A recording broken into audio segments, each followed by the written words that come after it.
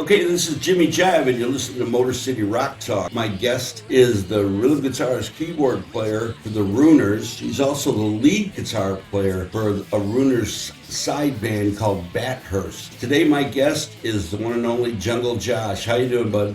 I'm doing great, my friend. How about you? I'm doing all right. Anyway, let's start out. Just give me a little background on the band. I interviewed another member a while back who was a former guitar player. His name was Justin Hall, and he's the one that turned me on to you guys. And I've been listening to a lot of your music, and it's really, really cool. Kind of reminds me a little bit of like a punk version of the B-52s. Is that kind of an accurate description, do you think? Yeah, I'd definitely say it's an accurate description. We have a lot of people comparing us to the B-52s. I would also kind of like to say that we're making a new album. It should be coming out a few months now. That kind of goes more into like an Iggy Pop direction. Oh, very and cool. has a little bit of disco influence into it as well for our latest album. It's not out yet, but when it comes out, it will definitely be a game changer for the Ruiners. I definitely think so. Very cool, very cool. Are you on any of the other Ruiners albums that they have out? I know there's several. I'm currently on the single for No More Mariah Carey. Oh, okay. But I'm not on any of the other recordings that are currently out. This new album is going to be actually my debut on a Ruiners album, and our new drummer and bassist debut, all on this new album. Oh, okay, that's cool. What about Bat Hearse? They did a Bat Hearse. I've been with Bat Hearse since day one. I'm one of the founding members of Bat Hearse, along with Rick Ruiner and AJ Kahn. Okay, that's a killer band too, man. Is that more or less something they just more or less pull out around Halloween because of the themes and all that? So Bat Hearse started off because during the pandemic, me and Rick Ruiner really wanted to keep writing some music, and everybody else from the Ruiners kind of wanted to chillax and, wait out the pandemic. But me and Ricky really wanted to just push in and writing some more stuff, and when the requirements to meet each other kind of died down a bit and we could get people together, Rick kind of decided that some of the music I was writing for Bat Hearse sounded a little too heavy to be for the Ruiners. Okay. But he was like, I know a drummer that's totally into this type of thing. So he called up AJ Kahn. We had our first practice with just myself, AJ Kahn, Ricky, and Nina, and that was how Bat Hearse started. That's cool. Yeah, and the whole thing of it was I was kind of taking surf rock and old 60s garage rock Cool. and mixing up like 80s metal elements with it and stuff. Like every so often I'll randomly throw a pinch harmonic in or something just to make it sound more evil, but kind of sticking still to that 60s and 70s garage rock type sound, Right. That's very cool. And 50s. There's a lot of Elvis influence in some of our stuff, too. Yeah, I do see that. And the stage shows and the videos, very energetic and very fun. I'm on the west side, and I know you guys play a lot on the east side, and actually pretty much everywhere. Where are the Ruiners pretty much based out of? We like to say we're from Detroit. We're more in like the Ann Arbor area, but we like to say we're from Detroit. Okay. Well, no, that's cool. And how long did you say you've been with the group now? I've been with the Ruiners late 2017 was when I joined. Very cool. So around 2017, early 2018, somewhere around there. And what is your background before joining the Ruiners? Were you playing in other groups before that? Previous bands I had been in is I was in a cover band in high school called Dark Avenger, and it was me and Skeletor Ruiner from the Ruiners. Oh. It was like our band that we were in high school. We used to play like a bunch of like mostly Judas Priest songs, mostly Thin Lizzy songs, because that was like the big thing me and him were really had a big phase of at that time. So a lot of the songs we played were from those two bands. The twin guitar sound, in other words. Right. And, both me and him learned how to play guitar at the same time. Ryan and I both picked up guitar around the same time. We even had the same guitar instructor, Gary Modlinski, rest in peace. he was an amazing guitar teacher. And, you know, between me picking up guitar around the same time as a friend because I've known Ryan pretty much kindergarten. You know, we've known each other forever. Cool. So something about like him and me picking up guitar at the same time really kind of pushed me to keep going this route, you know? Okay. After that, me and Ryan formed another band called Pandemonium Detroit. That was just kind of like, it was basically the same thing as Dark Avenger. We just played a lot of 80s metal covers and stuff. Oh, okay, that's cool.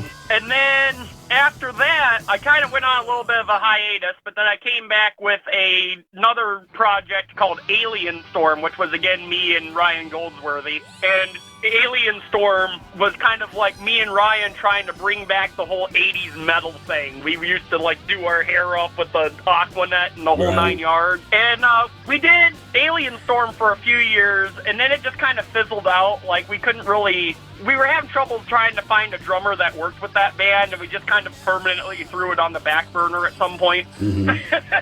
And then after that, I kind of took a break from music for a little bit. Ryan had joined the Ruiners while I was in Alien Storm. And then when their bassist left, Ryan Goldsworthy told Rick, you know, hey, I know this guy, you know, I've known him forever who plays guitar and bass. Totally hook him up. Like, he should be in this band with me. So Ryan got me into the Ruiners. Oh, very cool. I started off on bass in 2018, and then I transferred over to keyboards and guitar around 2021-ish. Now, were you playing keys in these other bands before also, or just guitar, more or less, in the cover bands? It was more just either guitar or bass. Oh, okay. This is the first, like, bands I've ever actually played keyboards on. And what kind of keys do you play? Because I'm a keyboard player also. I'm just wondering what kind of keys you play. I use both my current rig right now that I use on and off, kind of depending on how big the stage is. Sometimes I'll just play the keyboard parts on guitar because sometimes the stage is too small to fit the rig onto. Right. So I just kind of make it easier to just play the keyboard parts on guitar. My keyboard rig that I do use from time to time is I'll have a mini Moog on my left hand, and I'll have a micro Korg on my right. An actual mini Moog, wow. Yeah, and I use the micro Korg a lot because I have a setting on there that sounds like an old Farfisa organ. Oh, yeah. So I'm able to do a lot of those B-52 style keyboard type things with it because it's similar sounding. Yeah, I had a Farfisa back in the day too. Those were really killer, especially if you run it through like a Leslie and you get that really kind of swirly sound. It's really cool. The cool thing about the micro Korg is that not only do I got it currently doing the Farfisa noises, which you can hear a bit of that in "Come Cuddle Me Tonight" on Bat Hearse's second album. It also has like a setting too to where I can make it do that Leslie organ thing with the where it sounds like a rotating speaker on that keyboard. It's a very versatile little keyboard, and I like it because you can fit it easily in like a suitcase or something because it's so small. Yeah, that's my favorite keyboard. That is killer. What about your guitar gear? What kind of guitar gear do you use? Currently, I am using, for the Ruiners, I use a modified Epiphone Wildcat that I have called Akhenaten because I stuck all this ancient Egyptian-themed stuff on it. And that's my mad science project. Cool. I found this hollow body Epiphone at a thrift store, and I had been using this, which is my other main guitar in the Ruiners, is a Kiss Edition Les Paul. Okay. So I got the Kiss Tommy Thayer Les Paul, and I really loved the sound of the pickup on there. So what I did is I looked up what model pickup was on that Les Paul, and I had it thrown into the thrift store guitar, and that was how Akhenaten became a thing. I loved it because it had a whammy bar on it. And that thing screams. I love using that thing on recordings. Oh, what kind of amplifiers are you using? I primarily use Vox guitar amp. I use a Vox Valvetronics in Bat Hearse, and I've been using a Vox Valvetronics since the second album. Very cool. And I used to use a Sano, S-A-N-O, which was like a knockoff of an Ampeg reverb rocket. Mm-hmm. And then I switched over to a Vox because I didn't have to bully the amp too hard to get that kind of sound out of it. Both of which are like old school tube powered amps. You can't beat a tube powered amp, you know? Absolutely. For the Ruiners, I use a Vox AV-15. again, just old, like, it's a newer amp, but still, like, tube powered and stuff, and it's a great, I love that sound. There's just something about a Vox amp that I cannot compare it to anything else. I love that sound. That's true. Now for Bat Hearse, I still use the Akhenaten guitar, but I also primarily use a big orange Gretsch guitar. Just a standard Gretsch hollow body guitar, just like what Poison Ivy from the Cramps would. I call that one the Wild Child, because I got like leopard print stuff and webs and stuff wrapped around it. Yeah, that's awesome. Now, how did you get the name Jungle Josh? Did you come up with that, or did somebody name you that? Rick Ruiner came up with it. We had done this one music video called I'm Up for Grabs, that music video, where he had this fun storyline in it where I would dress up like a caveman, and I'd be like the feral kid from Mad Max, and I'm in like this cage and stuff. And fun fact, right in the middle of February when we were filming that, the lake was frozen, and I jumped into the frozen lake 4 times in character because I felt like that was something the Jungle Josh character would do. Right. So I didn't even know it was like Jungle Josh was really a name for that character at that time when I was doing it. And when the music video came out, it had like all of our names on it. It had me listed as Jungle Josh. Oh. And I really liked that name, so I kind of kept wearing the toga that I had made for that video, and then I just kind of kept modifying it and finding more animal print stuff at thrift stores and flea markets and garage sales. Right. Basically raiding all the old ladies' closets that keep all the animal print stuff. Now Jungle Josh is some kind of space pirate cowboy that wears animal print stuff. That's really cool, man. Because I noticed everybody's kind of dressed up in like character type stuff. So now you had mentioned the Ruiners more or less are out of Ann Arbor, but they like so many others when they consider themselves a Detroit-based band. Are you originally from Ann Arbor yourself? I'm actually from Romulus, but all of my friends live all out in the Ann Arbor area. So. Okay.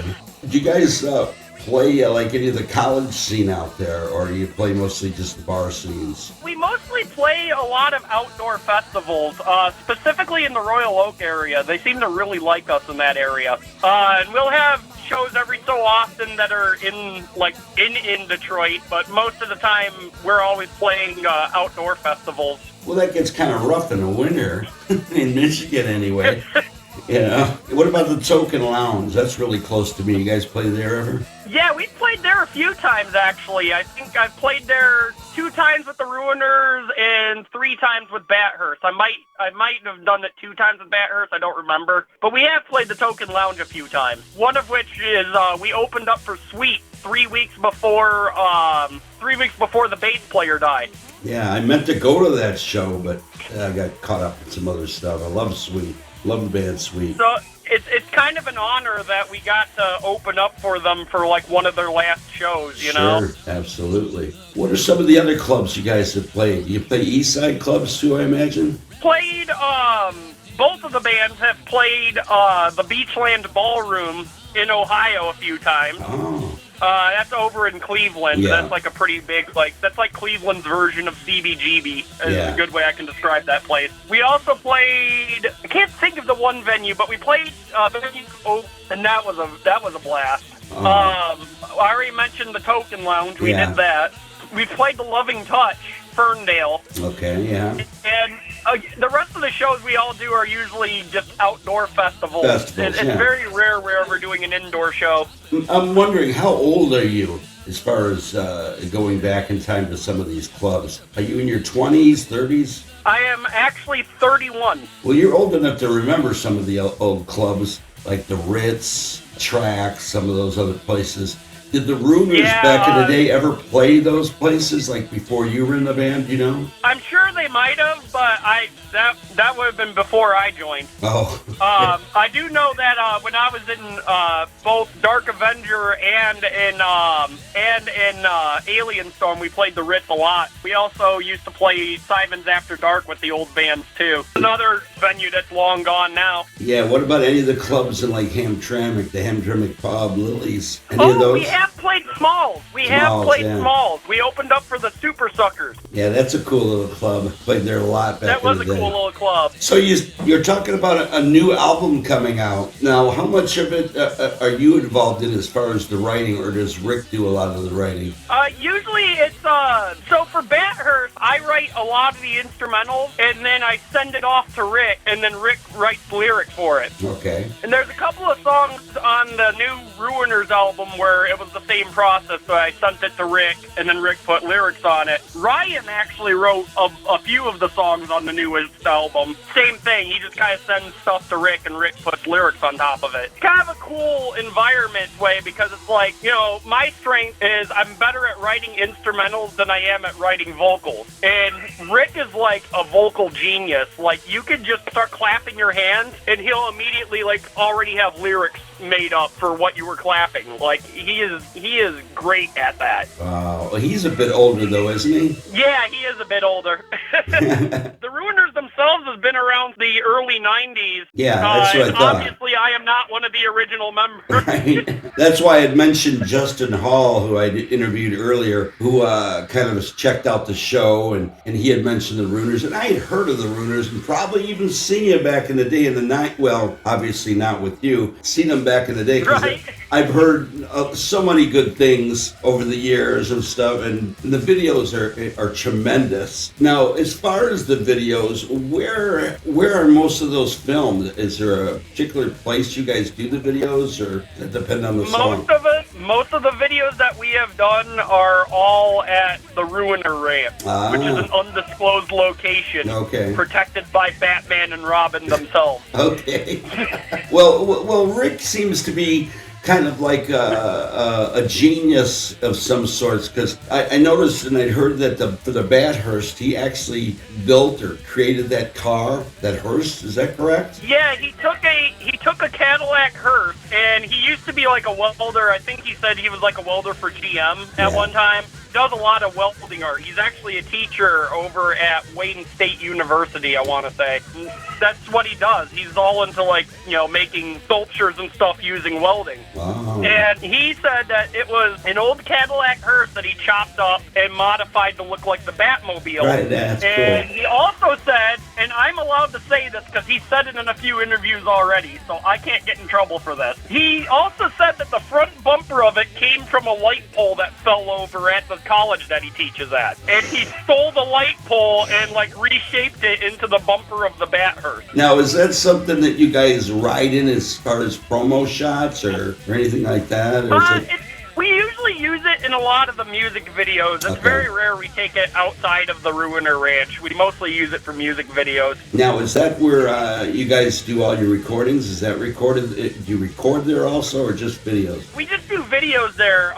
The person that records us is Jim Diamond, and he's got like a little like traveling recording studio. And he usually rents out areas in like the Allen Park area and sets up all of his microphones and stuff. We just come over there to record with him. So very mobile. Jim Diamond is the owner of the legendary Ghetto Records, if you ever heard of them. Oh, yeah. They helped out. He was on like a lot of Jack too. Now, what about live stuff? I mean, the Ruiners have got a bunch of albums out. The Bat Hearse has got a few albums out. Have they ever thought of doing a live album? Or is that just not done much anymore? I've wanted to do a live album for a while. It's just more the fact that you kind of have to have, I don't know, like doing a live album. I know it's because I experimented a little bit when I used to work at the Token Lounge. You kind of have to like set up the soundboard in a way to where you can like get each of the channels like onto your computer and then like remix it later on. So it's kind of like way more of a process to get a live album done. It's just one of those things where it's like, I'm pretty sure I would love to do it at one point, but it is pretty tedious trying to get a soundboard set up for a live album. Yeah, that, and if you're playing a lot of outdoor festival gigs, then you get a lot of things to deal with as far as that, I'm sure. Right. One of the things I would love to do is I'd love to do an acoustic Bat Hearse album. I have nagged Rick a couple times about doing an acoustic Bat Hearse album. That would be kind of different, yeah. Because those songs are they're so fun. They're so out there. It's really cool. That would be different. And a lot of the the first album, because we didn't have a bass for a little bit of the first album, a lot of those songs on the first album were all originally written on an acoustic guitar and meant to be played on one guitar until we had a bass player come up. So it's kind of one of those things where it's like it will actually kind of work pretty cool acoustically, but I don't know if it's going to happen, but it would be cool if it happened. Yeah, that would be really cool, you know. That used to be like you mentioned earlier about the 80s metal scene. That was the big thing for a while there. Everybody was doing acoustic shows of their, rock songs or whatever, I think the Stray Cats even had done it. I don't know if the B-52s have, but it's a really cool concept. I really love the Stray Cat. Brian Salter is one of my guitar heroes. Yeah, I've seen him several times back in the day, and I've seen him with the Seltzer Orchestra. Phenomenal artist. My wife's big into him too, so we always go see him when he does the Christmas shows. Can't miss that. So, can you say, or do you know yet when this new album project would be done or when it would be out? I just know Rick is doing some touch-up stuff. We were talking about debuting it, the Question Mark and the Mysterians show coming up on November 11th. But I cannot confirm or deny if it is going to be finished by then, but we're hoping to get it finished by then. Well, let's put a little plug for that show. Tell my audience when that show is and where it's at. So we're playing the Brooklyn in Detroit. I know that's kind of confusing, but we're playing a venue called the Brooklyn in Detroit, which is located behind PJ's Lager House. Oh, okay, yeah. November 11th, we're opening up for Question Mark and the Mysterians, the famous band that did Too Many Teardrops. 96 Tears. Yep. Oh, that's for my generation. I'm 31 and I grew up on nothing but 80s rock and 60s garage rock. Those were like my big things. Well, you got a good education then. I had like a record player and like a Walkman growing up, and I inherited all of my grandmother's old garage rock albums. Yeah. I inherited all of my dad's 70s rock. I inherited all of my mom's, because my mom was big in the new wave in the 80s. Right. So I got all of my mom's new wave records and stuff as a kid, and I just kind of immersed myself in that kind of music.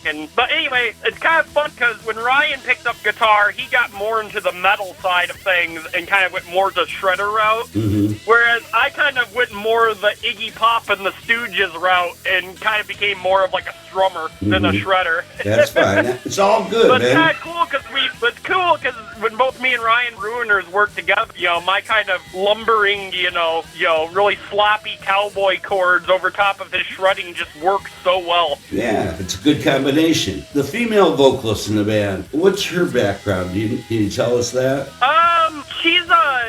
She's actually Rick's wife. Right. That's Nina Friday. She came from St. Petersburg, Russia. Wow. Yeah. Wow. And her whole stage character, she likes to kind of dress up like James Bond villains sometimes on stage. But also, she also has like really cool outfits that she likes to wear too. Like the one time she found like an old Daytona 500 cheerleader outfit that she was wearing on stage. But she's like really big into like art, stuff like that. She actually has a art page that you can look up called Nina Friday Art on Facebook. Cool. And she does a lot for like, kitty charities and stuff like that, like rescuing cat stuff like that. Well, that's what I was going to say. Her outfits to me, and there again, I'm going to date myself, lend themselves to like Catwoman from Batman. Because you guys mentioned Yeah, she loves wearing Catwoman type stuff. She is big into cats. Yeah, Especially in the latest music video, if you see it, she's wearing like a full-on like Tarzan and Jane looking outfit. It's all animal print. That's awesome. So the band's really about, fun, kind of the fun thing, not too pretentious, not taking it overly serious as far as the stage show and all that. You guys just get out there and do it up. Yeah, definitely. We're all about having fun and, bringing the party on, We try to not have like any political statements in our songs or anything like that, because we just want people to party and have a fun time. Yeah, escape all that other bullshit. We try to, exactly, sometimes people just want to crank up the radio and hear a song about how Dracula fell off his surfboard one day, stuff like that. Yeah. As far as the actual lyrics that Rick writes, where do you think he gets most of his ideas? I mean, he's a little older and all that. Do you think he gets that from like campy movies, old videos? It's definitely both a me and Rick thing, because we're both really into really weird vintage sci-fi and stuff like that. Yeah. Like, for example, songs like Slide Into My Web. That whole song, the lyrics are basically about, you know the original The Fly movie? Yeah. Not the one with Jeff Goldblum, but like the original one? Yes. Where the guy's on the web and he's like, help me, help me. That's what that song's based off of. That's what Slide Into My Web is literally about. That is really cool. And, of course, we threw a little reference to that at the end of Coffin for Christmas. There's also the help me, help me. We threw in there, too. But some other cool stuff that we did. I love the song I Fell in Love with a Dead Girl. That song is probably one of the most relatable songs for a lot of people.